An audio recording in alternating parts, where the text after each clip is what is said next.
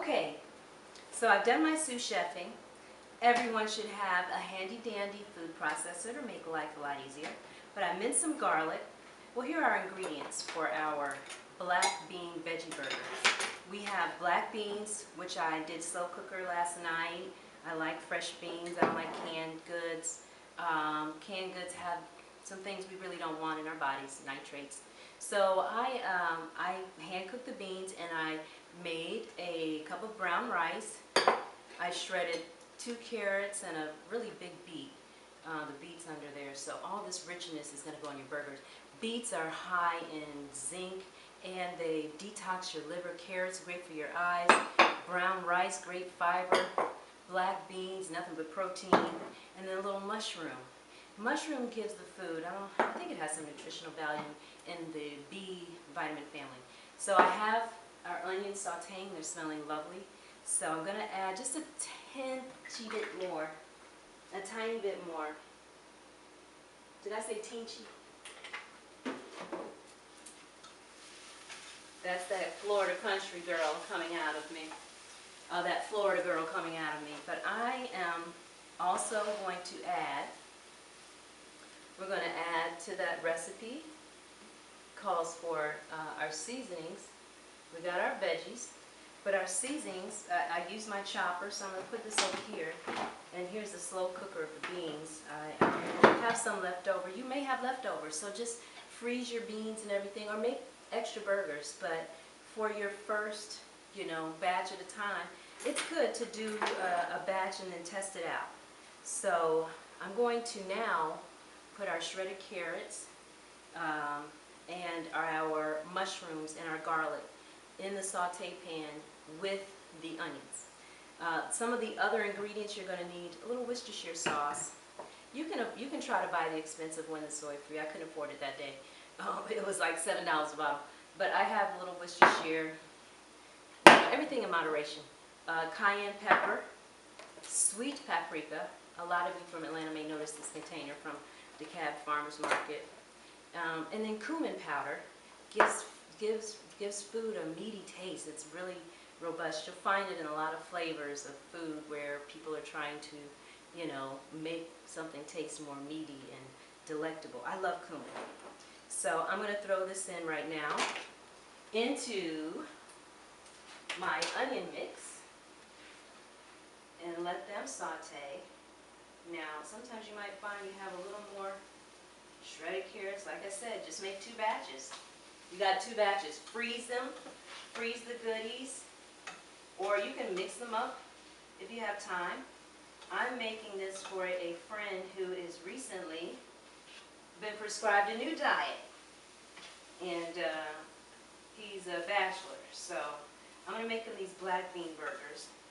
And he's going to love them. So now I'm going to take a little bit of garlic. I did 1 clove. It says 3. I'm going to keep chopping and adding the garlic. Garlic scorches, so if you put it in with the onions, it might burn too fast, and then you got burnt garlic. Roasted garlic's good, but I don't like burnt garlic.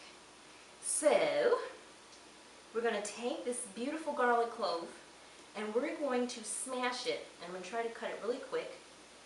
I'm going to have to edit this, obviously, because I have to go to work.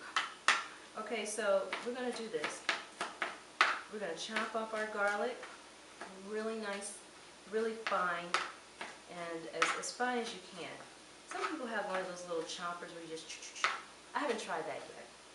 But I am a kitchen gadget guru. Anything to make the process easier, because my mantra is everything from scratch. That way I know it's in my food. I'm not putting preservatives in these onions. I'm not putting preservatives in raw carrots. I go to the section of the grocery store where there are no labels, no boxes, no guarantees. And I believe in nutrition versus nutritionism. So I stay and shop on the outside of the aisles.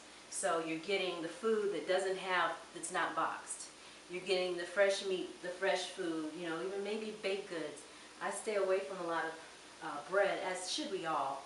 But I shop on the perimeter because I believe it's about nutrition. You can eat what you want in moderation. You need to be aware: buy organic, buy pasture-raised meat. Know that your meat is not coming from China or somewhere, you know, Texas, anywhere.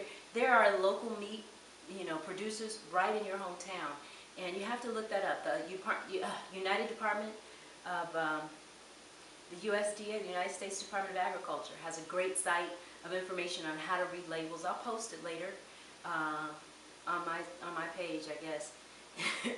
I guess I'll have a page now, but I'm going to post it, and it's gonna show you and give you a definition of what all these things mean: pasture raised, grass fed, and how the government considers them. There's always challenges, so you have to keep it up.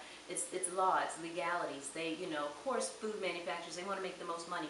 If they have to over-label or mention that they use certain things in their products, it's not what they want to do. It's going to cost them. So I go to the USDA, and you can get the definitions of what pasture-raised means and why it's better to eat pasture-raised eggs or local, or why to eat grass-fed or 100% grass-fed. So, and you'll read the difference between the two, because there's a difference. So, you know, I'll post that. So let me get to throwing this garlic in. You can always, I love garlic. This black bean burger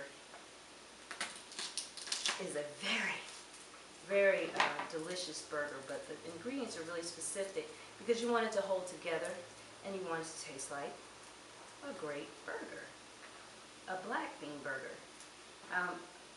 So I'm just going to pop a little more garlic. Who doesn't love garlic? I don't know. Well, some of you are probably trying to kiss, but who cares? You're healthy, and you're going to be full of the good stuff without the meat. So that's another clove of garlic. Okay, I have some leftover carrots. I may just add and saute, because you can never have too many black bean burgers. And plus, yeah, I'm sharing these, so. Okay. So we got those simmering. I'm going to just throw the rest of the carrots in. That was a really big beet, and that was 3 carrots. You can use 1 or 2 carrots. You can make smaller batches. I'm making a bigger batch. You can use 1 small beet and 1 carrot, a half a cup of rice, and 2 cans of beans. That's what, you know, I would equivocate the normal smaller recipe. So this is where we are. We're going to saute those a little more. We want them to cook down so they mix in our burger. But for the most part, that is the effort. There's a lot of pre-prep. But like I said, I stretched it out over 2 days. I made my beans yesterday and my rice, and I put them in the refrigerator in airtight containers. And so now I'm ready to mix my bean burger and make the patties. So that's going to be my next. As we let this cook, I'll be right back.